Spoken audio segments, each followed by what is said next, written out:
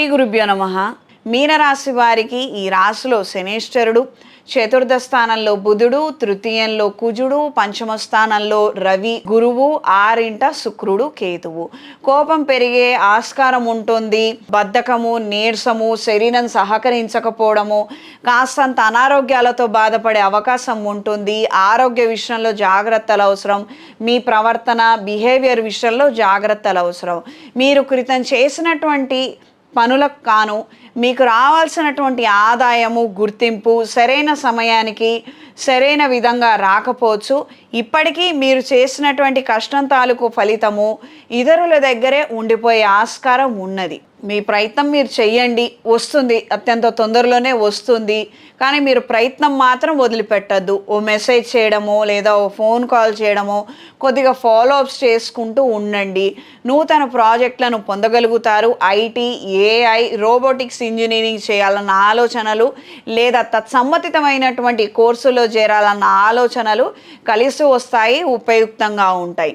ఈ పీరియడ్ని సెల్ఫ్ డెవలప్మెంట్కి ఉపయోగించుకోండి, కష్టపడటానికి ఉపయోగించుకోండి. దీనివలన రేపొద్దున ఫలితాలను మీరు పొందగలుగుతారు. ఈ వారం చక్కగా శుక్రవారము, మంగళవారం రోజున అమ్మవారి పూజను చేసుకోండి. శనివారం రోజున శ్రీ వెంకటేశ్వర స్వామి వారి పూజను విధి విధానంగా జరిపించండి. కాస్తంత టైం పడుతుంది, కాస్తంత మనకు హడావుడుగా ఉంది, మనం మానేసాం, ఇదంతా వద్దండి, చెయ్యండి. చేస్తే మీకు రిజల్ట్స్ కనిపిస్తాయి. చేసినంతకాలం బాగున్నామండి, చేయటం మానేసాము, ఇప్పుడు ఇబ్బంది పడుతున్నాం అని అంటే ఆ ఎనర్జీ అనేది లేక మీరు సఫర్ అవుతున్నారు.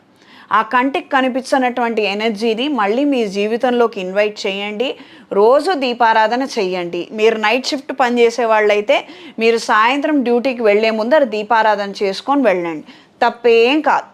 పగటిపూట బయటికి వెళ్ళే వాళ్ళు పగలు చేయండి, రాత్రిపూట బయటికి వెళ్ళే వాళ్ళు సాయంత్రం చేయండి, తప్పేం కాదు, ఏమాత్రం ఇబ్బంది లేదు. కానీ రోజు చేయండి, దీనివల్ల మంచి జరుగుతుంది. ఈ రాశిలో జన్మించిన స్త్రీలకు ఖర్చులు విపరీతంగా పెరిగే అవకాశం ఉంటుంది. ఆదాయం తక్కువ, పెట్టుబడులు పెరుగుతూ ఉంటాయి.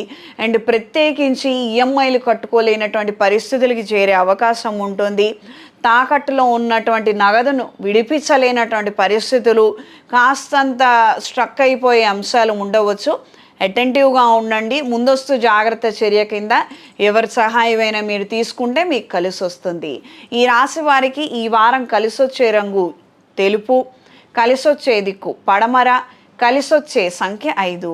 శుభతిథి పంచాంగం ప్రామాణికగా నా పరిజ్ఞానం సహకరించిన మేరకు ఈ వారం ద్వాదశ రాశుల వారి ఫలితాలను తెలియజేశాను. సర్వే జనా సుఖినో భవంతు.